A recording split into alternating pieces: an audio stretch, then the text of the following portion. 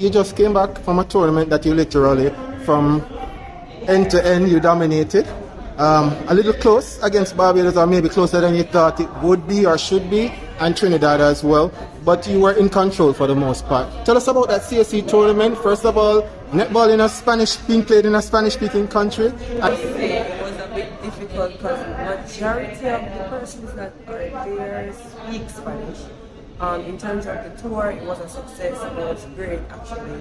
Playing netball at that level was to be expected to come home with the goal, as well as we were looking for some form of competition from Barbados and also Trinidad, because they also play well. They are the future of the Sunshine Girls. They have been playing pretty awesome netball, and for that they got the experience to showcase what the future holds for the Sunshine Girls. I'm just proud of them, excited, and I can't wait to see them blossom.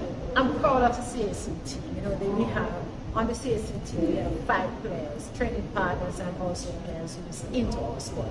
I thought that the build-up into the CAC was really good. You know, the preparation. We have numerous coaches and selectors, you know, really made an impact with this team. And having 2 young coaches who actually took on this team and to go into CAC at such a short notice and to accomplish that.